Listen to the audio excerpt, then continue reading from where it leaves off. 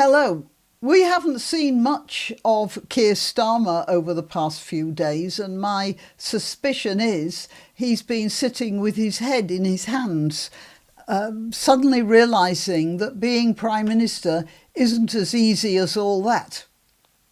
And it looks like he's got a full-scale revolution on his hands now over something as ridiculous as the trans issue.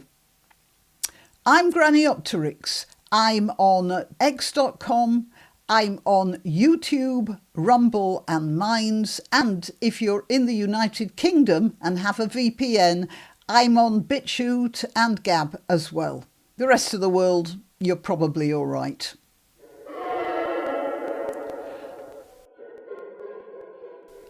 Okay, so I visit the doctor from time to time. And generally speaking, if I have any problem that in an area below the waist, I ask for a woman, a female doctor, to inspect whatever it is I want her to inspect. But apparently that won't help me if it turns out that one of the doctors in the practice is a chap who says he identifies as a woman. So trans doctors can hide biological sex despite Supreme Court rulings. So they don't have to tell the people who are employing them what sex they are. The General Medical Council, which is a sort of union for doctors in a way, pressing ahead with its new policy of making it voluntary for medics to record any data on their gender or sex. Transgender doctors will be able to hide their biological sex from the public despite the Supreme Court's landmark ruling.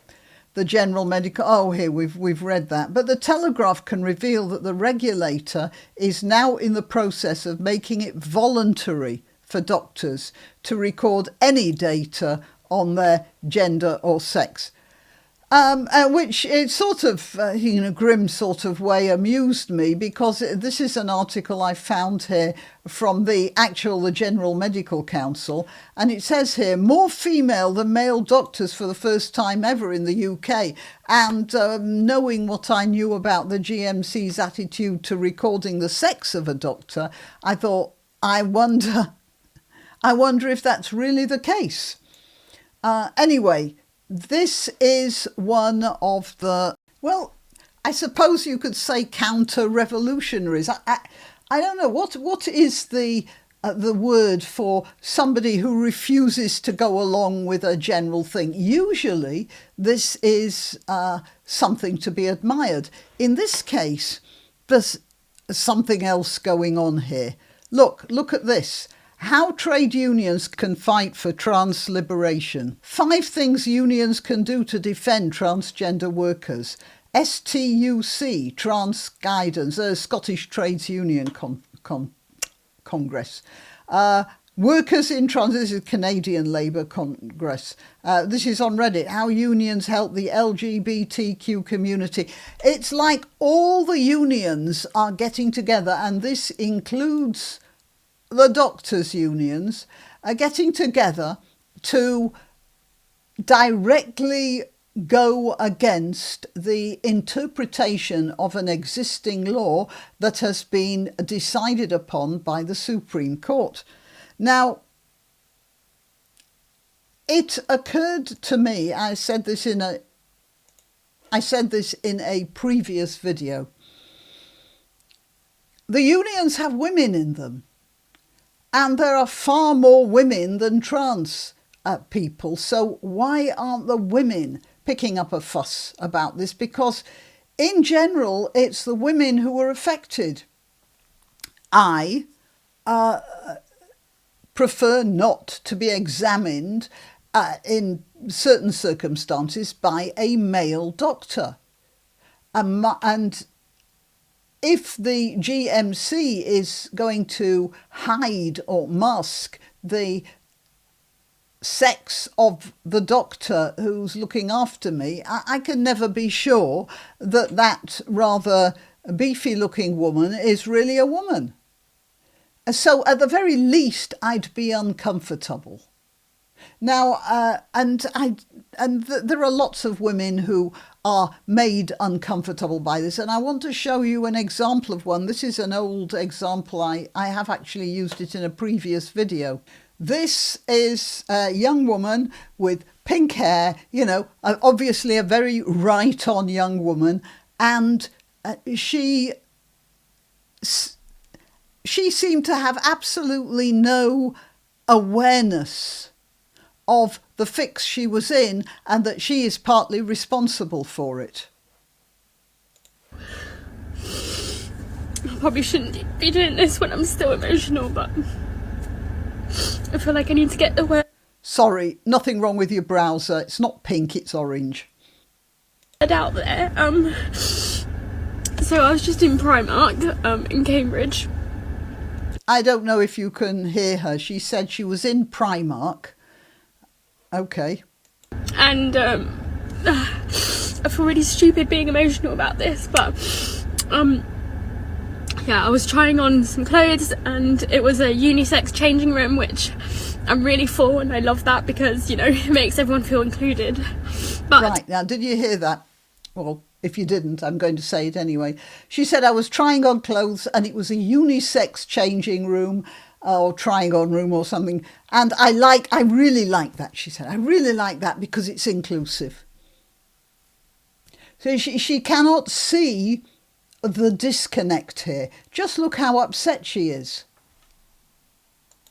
Twice, 2 men opened the curtain, walked in on me.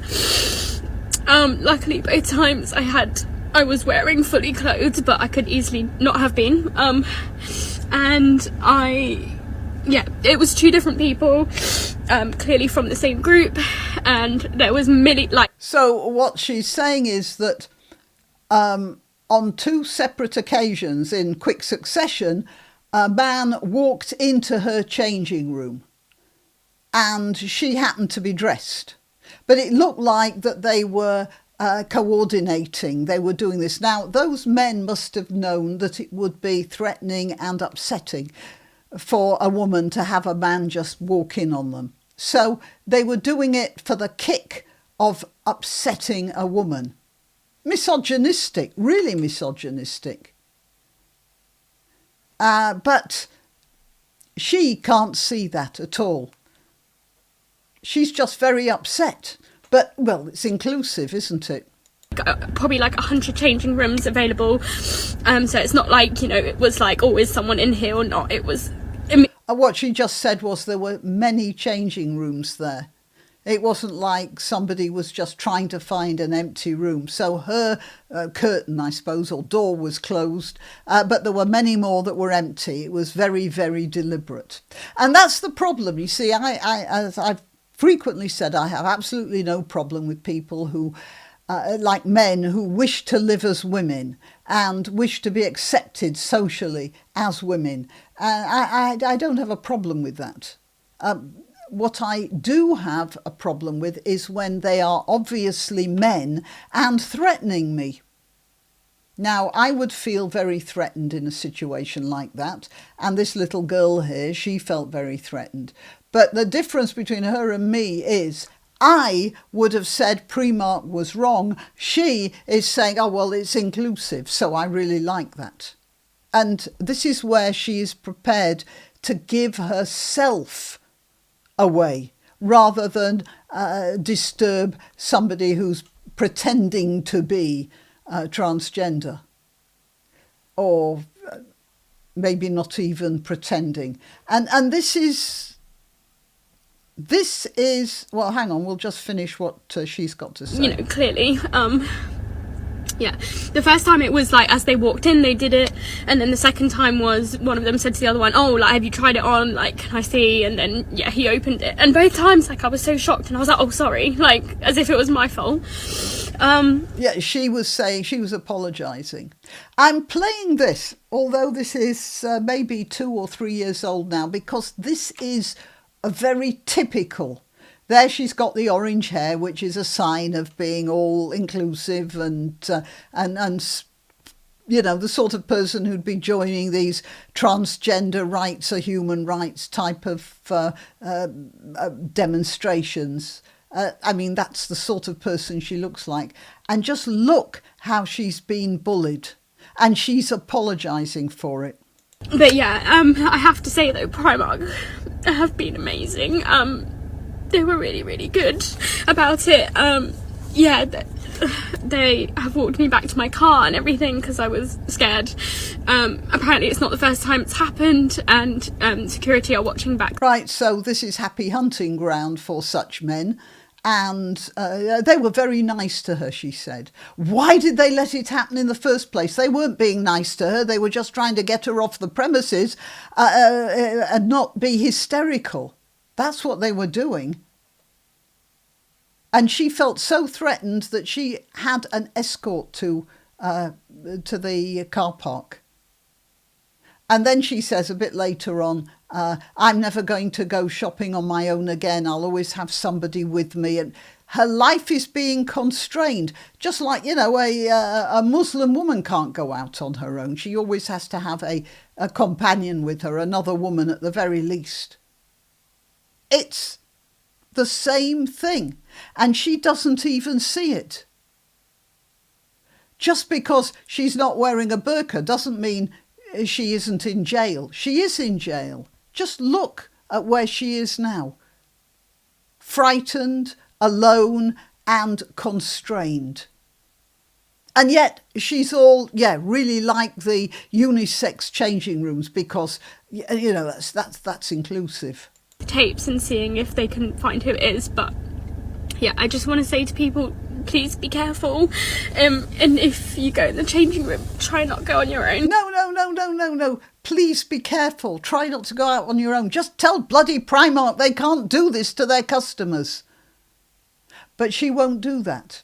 And that is a problem with a lot of women. And that's why these trade unions, a Socialist Party, and all these people are allowing men to take over their agenda, because there are women in these organisations and they are so worried about being impolite, like that kid said, you know, I apologise, I said I was sorry, like it was my fault. That's what women do all the time. And that's why we get shafted all the time. Now, I have commented on this before as well and said it to many friends. Women's toilets, you frequently find in women's toilets that there's the men's toilets and there are women's toilets, and the women's toilets have two signs on them. One says women and the other says disabled. Not men's toilets. You very rarely see that on men's toilets. But you do on women's toilets. It's like women are giving way. Well, you know, I mean, how can you not let disabled people into your toilet? You know, I mean, that's just heartless, isn't it? But the people who organise these things, well, women can handle this. What do women care? I do think it has something to do with the fact that a lot of these spaces are designed by men, and they can see that they want their privacy, and they sort of have this thing. I'm not blaming men. The women aren't making enough of a fuss about it. It's our fault. All right, till next time. You can help my channel by subscribing and clicking the notification bell. That's quite important. And by sharing if you're so inclined. Links to my other channels and to donation methods are in the description. But the best way you can help is simply by clicking like and notify. Thank you.